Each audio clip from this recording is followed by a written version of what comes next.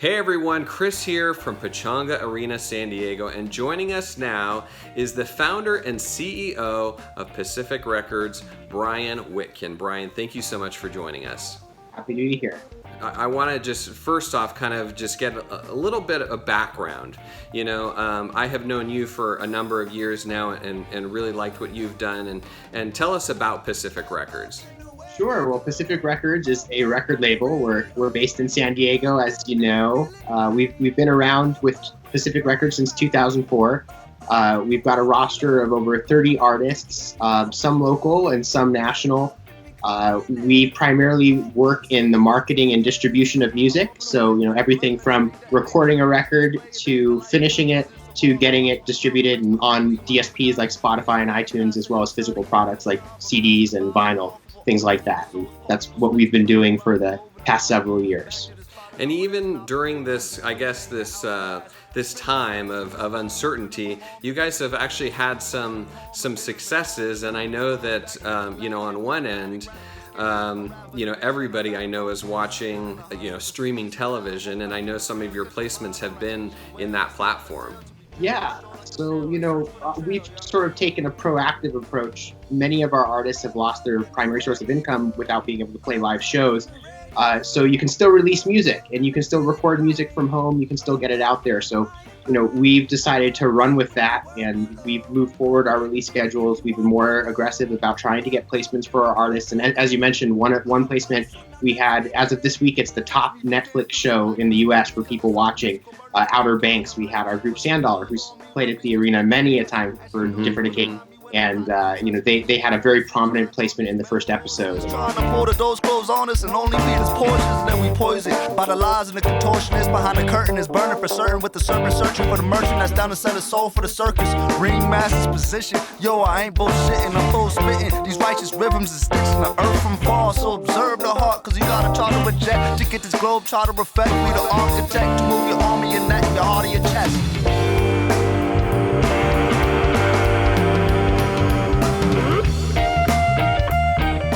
We're seeing some great results because of that. Their song has surpassed almost 700,000 streams just from that one placement. They've been getting, charting back on iTunes, and there's a lot of good things coming from that. So there's still things you can do to release music and make money in this business. It's limited because you can't play live anymore.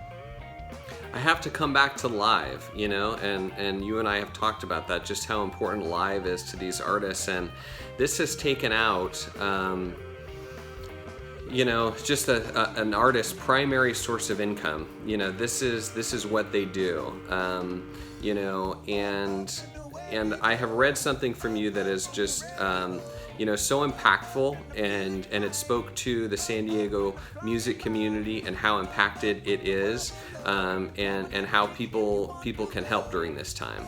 Yes. So, when the first week of the COVID outbreak, I think when, things were really hitting the fan here in the U.S., it was beginning of March, I decided to just write an open letter that sort of outlined some of the things that consumers can do to help music. Because, of course, when the kind of everything was falling apart, people were concerned about various things, but there wasn't a lot out there about what you could do yet for people in music, primarily artists. So, everything from purchasing merchandise on, artist websites or direct from local record stores, holding on to tickets if you can afford not to get a refund, because eventually live will come back.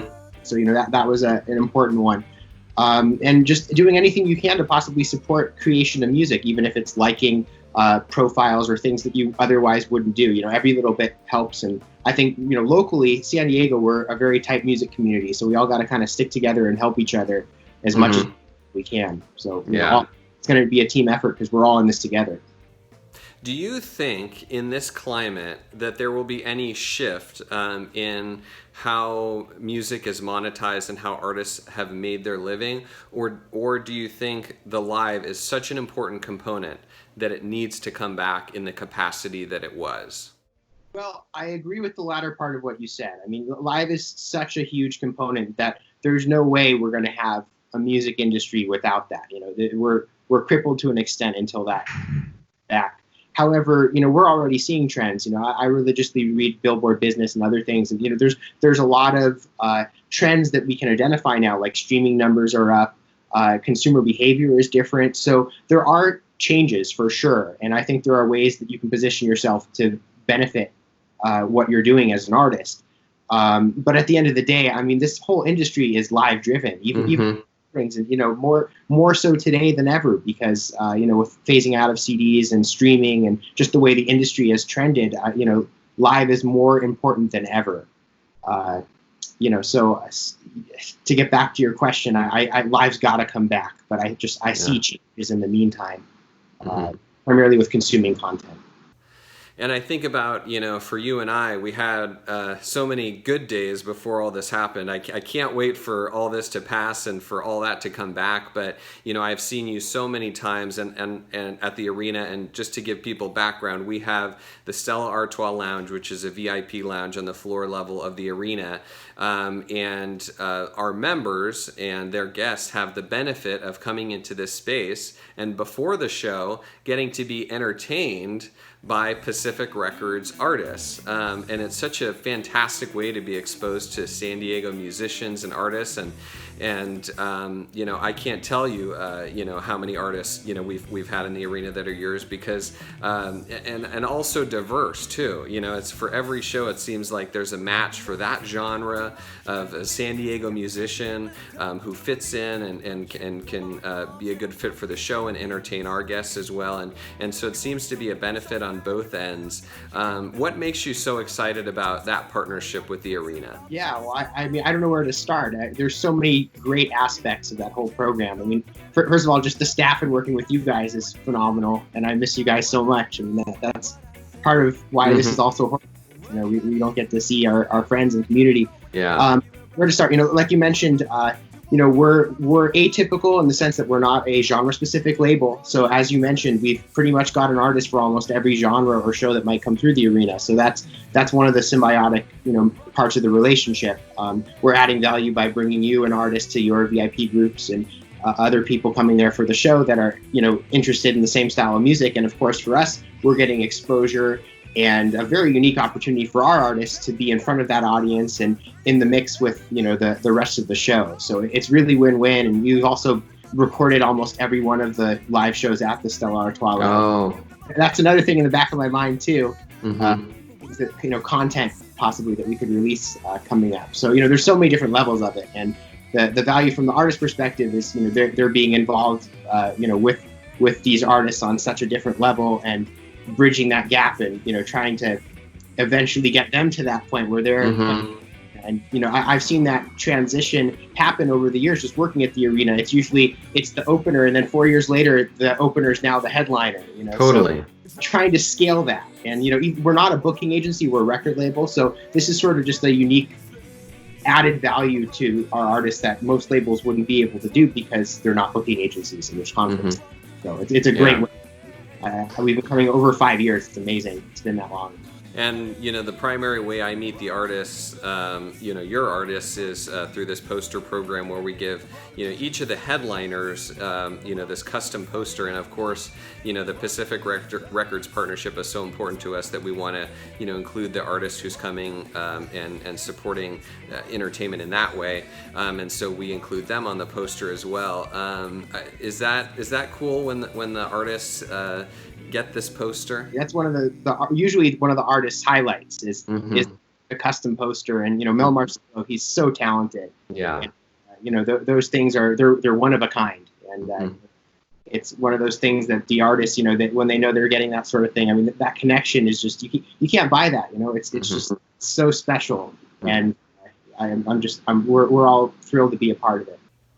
Yeah. One of the coolest visits, I'll tell you, to Pacific Records for me personally was in advance of Wonderfront. And I know you were instrumental in getting this Guitar Legends show placed at Wonderfront. And this is pretty incredible. I mean, you're talking Billy Gibbons from ZZ Top, and for me personally, it was very cool to see Steve Lukather from Toto, who I'm a big fan of that band. Before this, I went to Wonderfront, and then before all this, they were rehearsing at Pacific Records. I'm like, I can't believe this. In this space, you know, you have these incredible artists, and how cool that must have been for you. I know it was cool for me, you know, to see that sound check. So tell me about that that night and what it meant for you to be a part of it. Sure. So I can talk about the sound check first, the one that was at our office at Rock and Roll Pacific. So that was actually kind of a stressful time for me. We moved the date of the actual performance. It was supposed to be Saturday, so I had my band play Sunday to make sure they did not conflict. They ended up switching the day to be the finale on Sunday, so I was double booked. So I pretty much had to, you know, shake hands, kiss the babies, and run to my Sunday.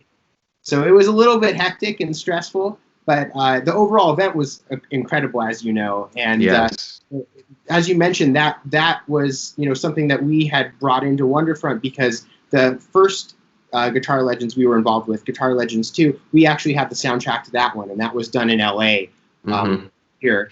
And we, you know, in working with Wonderfront in different capacities, we saw an incredible opportunity, because that was all done, you know, on television, and it got a lot of eyes on the venue that it was done in LA. So we thought, what a perfect fit. And, you know, a scenic destination like San Diego, to be able to have it on the water. So that all worked out really well. We, of course, released the soundtrack to that one as well. But the whole event was great. I just, I was a little bit scatterbrained during the rehearsal, like you said, but it was wonderful. And, you know, I thought that the airing on the CW was fantastic. They did an extended version a little bit later. So it was really a slam dunk from our perspective. Yeah, I agree. And just seeing all of it, I was so not stressed, which was so nice. So I can tell you, from an outsider looking in, it was all so cool. You know, just to before the event, to see the rehearsal, and then to go to the event, have a couple beers, and then see it all live. You know, just was unbelievable. And for you, you mentioned your band. Something that some people don't know about you is that you come from this musical family.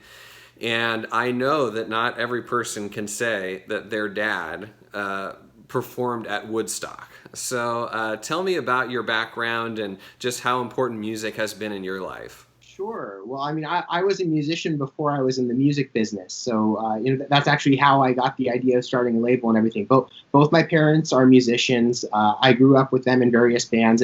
As you mentioned, my father played Woodstock. He was in a group called Sean on Awe.